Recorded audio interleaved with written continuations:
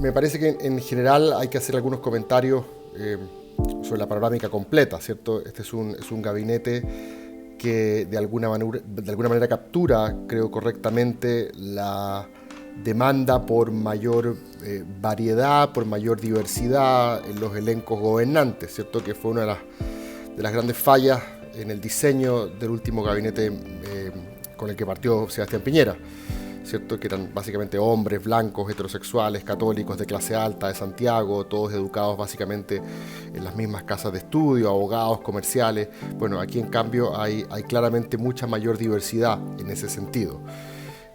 Me parece que es relevante también lo que hace Gabriel Boric al incluir en su gabinete a miembros de la exconcertación, ampliando por lo tanto su base de apoyo con miras a lo que va a ser un trabajo legislativo complejo, donde él por sí mismo, a prueba de dignidad, no tiene mayoría, tiene un tercio. Por lo tanto, de esta manera crea los puentes necesarios, los vínculos que le puedan dar una mayoría para sacar adelante su agenda. Y eso obviamente habla de la madurez política, yo creo, del presidente electo. Muchos se han fijado de que hay más mujeres que hombres, eso también es inédito, ¿cierto? En términos de edad, es un gabinete relativamente más joven en promedio, ¿cierto? 49 años versus 56, que fueron los dos últimos gabinetes de Sebastián Piñera. Y los quiero invitar ahora a hacer un breve recorrido para ver las características específicas de algunas de las figuras más relevantes, y las vamos a pasar todas igual. Partamos por el comité político, donde creo que no hay sorpresas. El círculo de hierro del presidente es su generación, es el elenco 2011 céntrico, por así decirlo, es el elenco que adquiere conciencia política en democracia, que protagoniza las movilizaciones estudiantiles, ¿cierto? Giorgio Jackson, Camila Vallejo, el propio presidente. En vez de Isquia podría haber estado Carol Cariola, ¿cierto? En otra configuración, pero básicamente es esa generación, son los millennials al poder. Boric entonces entra con su lote más cercano, que es donde va a estar el corazón político, y la toma de decisiones del gobierno va a estar ahí. Isquia en interior es una apuesta, creo, arriesgada, pero que va en el sentido correcto. ¿En qué sentido? En que ella tiene un enorme capital político, y este es un cargo que desgasta mucho, por lo tanto ella de alguna manera va al sacrificio. Ella va precisamente a gastar su capital político en un cargo que es tremendamente difícil para la cultura de la izquierda, porque estás a cargo de la represión legítima del Estado, ¿cierto? Y ella tiene la credibilidad, la autoridad informal, ¿cierto? El capital para gastar, por decirlo de alguna manera. Hay que ver quiénes son los que quedan finalmente en la subsecretaría. En la subsecretaría del delito uno esperaría ver a Eduardo Vergara o alguien con ese perfil, porque obviamente Isquia no tiene un perfil de sheriff, así que hay que ver ahí cómo se complementa. Giorgio Jackson se pensaba que iba a ser interior, se pensaba que era el segundo piso, finalmente va a ser SECPRES. Ya ha sido diputado varias veces, por lo tanto conoce el Congreso. No estoy seguro cómo estarán sus relaciones con el nuevo Congreso, pero él va a ser como en la roulette de Boric, por decirlo de alguna manera, ¿cierto? Camila Vallejo en el comité político es la vuelta del Partido Comunista, ¿cierto? Ya había sido parte del gabinete de Bachelet II, ¿se acordarán ustedes? Pero no había estado en el comité político. Ahora entra el Partido Comunista al comité político. La gran pregunta es si es que hay casos de éxito de proyección presidencial desde la vocería, ¿cierto? Porque es un cargo complejo. Si al gobierno le va bien, el vocero dice buenas noticias, ¿cierto? Pero si el gobierno está complicado o hay que salir a dar explicaciones por el presidente, lo que ya le ocurrió a varios voceros, está en una posición más compleja. Así que es también una apuesta la de Camila Vallejos en vocería. La Cancillería queda en buenas manos, ¿cierto? En términos de expertise en materia de derecho internacional, Antonia Urrejola está muy por sobre los últimos nombramientos que se han hecho en la materia, principalmente los nombramientos de Piñera, ¿cierto? Ella viene saliendo de la Comisión Interamericana de Derechos Humanos con buen rendimiento. Así que, por así decirlo, lo despolitiza en un sentido, le da un sustrato técnico al cargo, pero además lo vincula con toda la cultura de derechos humanos que es tan importante en la izquierda, ¿cierto? Respecto de otros cargos como defensa, que suelen también ser cercanos al comité político, ¿cierto? La jugada de Maya Fernández es interesante por todo, además, el morbo que significa que la nieta de Allende esté coordinando el trabajo de las Fuerzas Armadas. Ahí hay una cuestión simbólica, además otra mujer después de Michelle Bachelet, otra socialista. Me parece que también se premia que ella fue una de las primeras socialistas en apoyar rápidamente a Gabriel Boric, ¿cierto?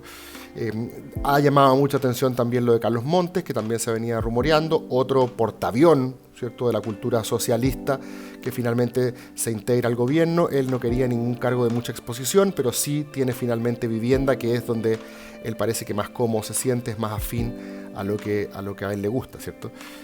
Hay otros cargos como Janet Vega, ¿cierto?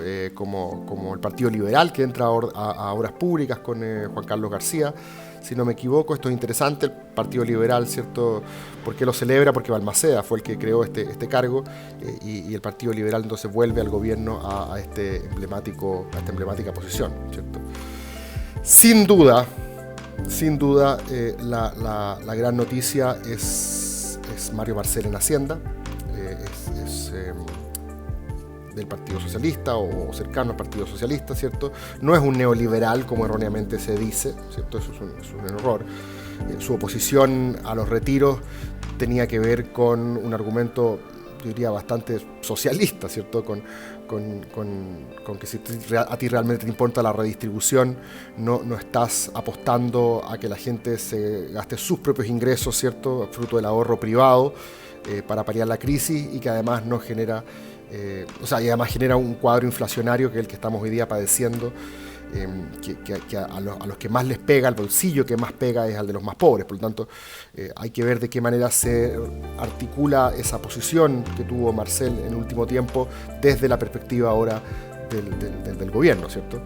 Y va a tener obviamente muchos detractores, sobre todo desde la izquierda más dura, ¿no? Pero yo creo que también refleja la madurez de Boric de entender dónde están los desafíos, que tienen mucho que ver con entregarle ciertas señales de tranquilidad al mercado, y alguien que le ordene la casa, que esté a cargo de la responsabilidad fiscal, para que se puedan hacer las reformas emblemáticas que el gobierno promete, ¿cierto? Y de hecho, las señales ya están produciendo ciertos resultados, ¿cierto? Ya bajó el dólar, bajo 800, así que me parece que esa es una de las grandes noticias de este gabinete, ¿cierto?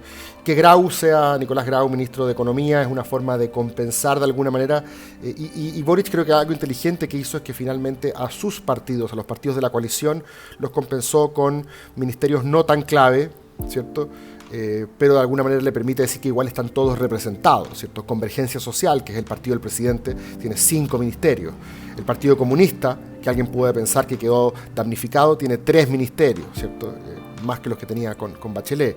RD puede decir que le tocó poco, ¿cierto? Pero bueno, está Giorgio Jackson, tiene 2 ministerios, está Giorgio Jackson en el corazón del poder, ¿cierto? El otro RD que hay es el profesor, que está en el Ministerio de Educación, ¿cierto? Pero Convergencia, los otros cargos, más allá obviamente del presidente y de Grau, son relativamente de menor entidad, o sea, le entregó más cargos a su partido, pero son cargos que no son particularmente relevantes, ¿cierto? Comunes, me parece que dentro de la alianza llamada Pro Dignidad es el que más damnificado sale, porque obtiene apenas un ministerio, que es Javier Atoro en bienes comunes, en bienes nacionales. Pero todas estas cosas, como ustedes saben, después se compensan con la subsecretaría, ¿cierto? Alguien también se fijó por ahí de que ya no habían tantos abogados ni comerciales, sino que había un panorama bastante más diverso desde el punto de vista de las profesiones y de la extracción social. A propósito de profesiones, cosas bien interesantes. Tenemos un profesor en el Ministerio de Educación, y tenemos una socióloga, Marcela Ríos, en el Ministerio de Justicia, otro cargo que usualmente había estado entregado a los abogados, ¿cierto? Voy a revisar brevemente algunos más en el poco tiempo que tenemos. Marco Antonio Ávila se llama el ministro de Educación, Marcela Ríos lo mencioné en Justicia, Juan Carlos García entonces en Obras Públicas, Janet Jara, el Partido Comunista, en Trabajo. Esto es interesante, no tanto porque Janet Jara esté en Trabajo, no hay mucho conocimiento respecto de su trayectoria, pero porque se pensaba que podría ser Tellier, ¿cierto? Que llama la atención que no está. ¿cierto? Crispi, Tellier y varios de los que uno pensaba que podían estar, no están, pero sí, finalmente trabajo va al Partido Comunista. En salud, esto es importante porque el desafío del gobierno sigue siendo el control de la pandemia, tiene que ser alguien con capital político, con credibilidad, se pensaba que podía ser en ese sentido la misma Isquia Siches, pero va a ser María Begoña Yarza, que tiene varios años ya trabajando, dirigiendo hospitales públicos, por lo tanto ahí hay cierta expertise que va a ser relevante. En agricultura asume Esteban Valenzuela, un viejo conocido, ¿cierto?, del Frente Regionalista Verde Social. El Partido Radical obtiene también un ministerio, minería, con Marcela Hernandos. Es interesante lo de transporte, porque Juan Carlos Muñoz ha tenido un cierto antagonismo con Iván Poduje u otros urbanistas y expertos en transporte respecto de cuál debe ser la estrategia nacional en materia de transporte, y específicamente porque él ha sido un admirador del proceso de Estonia, donde el transporte público es gratuito. Así que interesante ver qué pasa ahí. En energía, Claudio Huepe. En medio ambiente, Maisa Rojas. Esto es interesante porque Maisa Rojas es, además de una científica y una experta en materia de cambio climático, una activista que tiene una mirada no solamente desde el punto de vista de los artículos académicos, sino que una mirada global y política, ideológica, si lo quieren llamar así, respecto de cuáles son los desafíos en materia de desarrollo y por qué el cambio climático es finalmente un problema de desigualdad, ¿cierto? Hay un problema en el modelo, así que ya tiene además ese discurso, no es solamente la dimensión técnica o académica. Queda Antonia Orellana en el Ministerio de la Mujer, ella es bastante comprometida con la causa feminista, y ahí, bueno, los otros ministerios finalmente, como decía, para compensar un poco. Julieta Brodsky, de Convergencia Social, queda en Cultura. Flavio Salazar, del Partido Comunista, ¿cierto? Él trabaja en las universidades, ¿cierto? En Ciencia y Tecnología, y Alejandra Venado, una exjugadora de la selección femenina de fútbol en deporte. Así que así se configura finalmente un gabinete que en general yo creo que deja un buen sabor de boca, sobre todo por lo de Marcel, por la capacidad que tuvo de integrar a la exconcertación, porque se mantiene el poder, ¿cierto?, el círculo, el anillo de poder más relevante en su generación y en el elenco que le da, por así decirlo, el ADN, la identidad a este gobierno, porque es capaz de entender que se requiere heterogeneidad, diversidad, pero también con un componente técnico relevante. Así que me parece que en general la primera sensación de este gobierno, ¿cierto?, otra cosa es con guitarra, y vamos a ver qué pasa a partir del 11 de marzo, pero la impresión que da es que es un gabinete correctamente diseñado.